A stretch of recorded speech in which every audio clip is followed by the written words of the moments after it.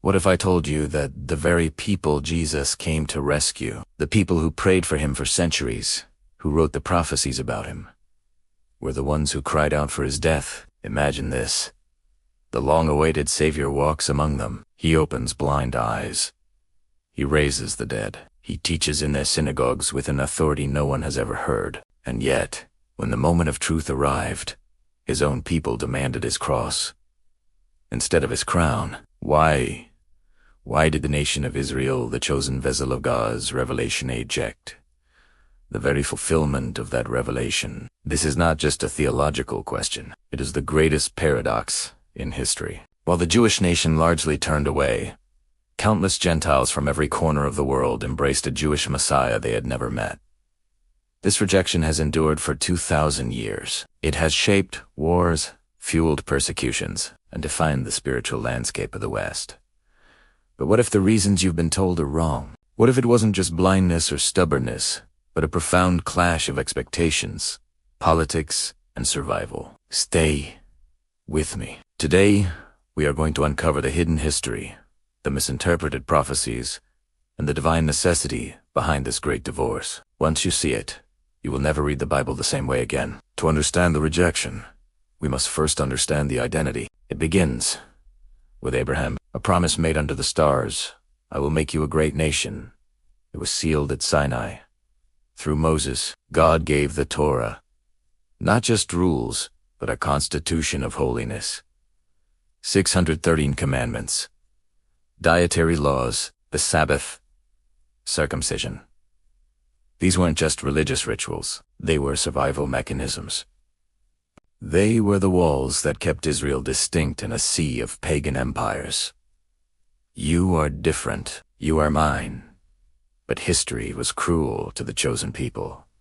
Babylon enslaved them. Greece humiliated them. And by the time Jesus was born, Rome was crushing them.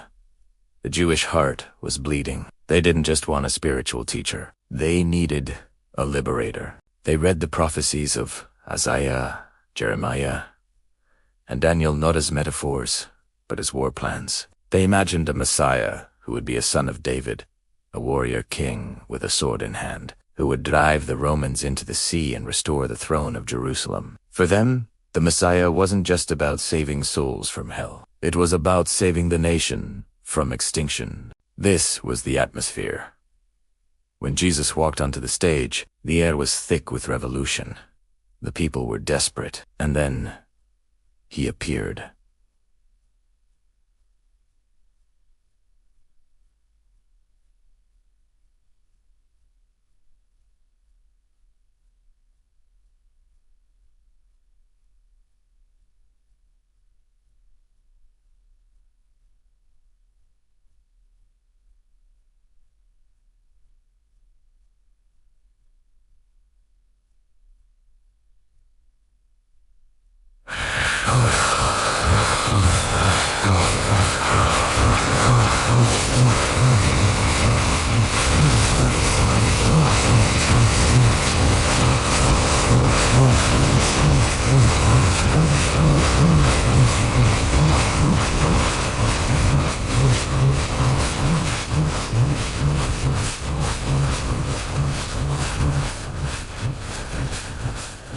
No sword, no army, no political ambition. He didn't talk about overthrowing Rome. He talked about loving your enemies. To a people waiting for a lion, he looked dangerously like a lamb. The rejection of Jesus wasn't an accident. It was inevitable. It was a collision between two irreconcilable visions of the kingdom. The Jewish expectation, a political kingdom, physical liberation, the restoration of national pride. The Jesus revelation, a spiritual kingdom, inner liberation, the restoration of the human soul. When Jesus stood before Pilate and said, "My kingdom is not of this world," he was effectively resigning from the job description the Jewish people had written for their Messiah. But it went deeper than politics. It struck at the very heart of their theology. The Pharisees and Sadducees weren't just villains in a story. They were the guardians of a fragile identity. They built fences around the law to protect it. Jesus walked right through those fences. He healed on the Sabbath, breaking the sacred rest. He touched lepers and dead bodies, violating the laws of ritual purity. He declared, "The Sabbath was made for man, not man for the Sabbath." To the guardians of tradition, this wasn't liberation. It was anarchy. And then, the ultimate blasphemy. To the Jewish mind, God is one. The Shema Ero Israel, the Lord our God, the Lord is one. God is utterly transcendent, separate, holy. And here was a manna, flesh and blood man standing in the temple and saying, "Before Abraham was, I am." He took the divine name. He claimed equality with the absolute. To a strict monotheist, this isn't just wrong, it is horrifying. It shatters the very foundation of reality. They didn't kill him because they hated God. They killed him because they thought they were defending God. This theological chasm exists to this day. Christians look at Isaiah 53, the suffering servant, and see a clear portrait of Jesus on the cross. By his wounds, we are healed. It seems undeniable. But Jewish scholars have read this text differently for millennia. They see the servant not as one man, but as the nation of Israel itself. Israel, the people who have been despised, rejected, and crushed by the nations, suffering for the redemption of the world. Same text, different lens, and we cannot ignore the scars of history. Why do Jewish people continue to reject Jesus today? It is not just theology. It is trauma. For 2,000 years, the name of Jesus was often the last thing a Jewish person heard before they were killed. The Crusades, the Inquisition, the pogroms, the Holocaust. Too often, the cross was a sword, not a lifeline. To a modern Jew, converting to Christianity doesn't feel like finding the Messiah. It feels like betraying their ancestors who died to keep the faith. It feels like finishing the work that Rome started, the erasure of Jewish identity. But here is where the story takes a turn into the mystical. The Apostle Paul, a Jew of Jews, a Pharisee who became an apostle, wrestled with this agony in the book of Romans. Why did God allow his chosen people to stumble? And he uncovers a mystery that changes everything.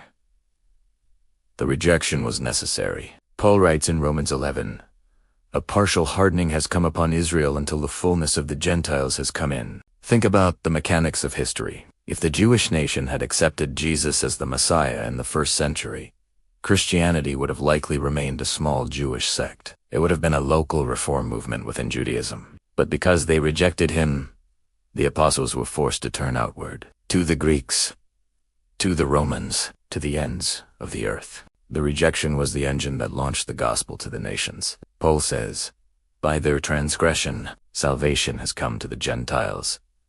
Their no became the world's yes. But Paul gives a warning. Don't be arrogant. You, the Gentile believer, are a wild branch grafted into an ancient tree. You do not support the root. The root supports you, and the story isn't over. Paul foresees a future where the natural branches are grafted back in. A great reconciliation. Zechariah prophesied it. "They will look on me, the one they have pierced, and they will mourn for him as one mourns for an only child." The divorce is not final. It is a separation for the sake of the world's redemption. So, what do we do with this mystery? For the Christian, it is a call to humility. Your faith stands on the shoulders of the very people you have persecuted for centuries. God has not abandoned his covenant with Israel. As Paul says, the gifts and the calling of God are irrevocable.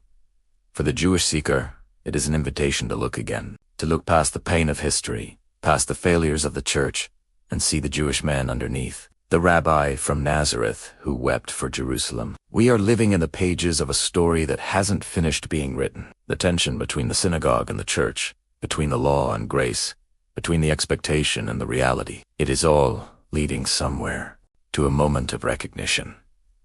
To a moment where the brothers like Joseph and his brothers in Egypt finally recognize each other through their tears. This is the real reason for the rejection. It wasn't an accident. It was a severe mercy. If this deep dive stirred your spirit, if it opened your eyes to the tragic beauty of God's plan, don't leave without subscribing. We are uncovering the hidden architecture of faith every week, and in the comments below, I invite you to write a prayer. Not of judgment, but of healing. A prayer for the day when the veil is lifted for everyone. Shalom.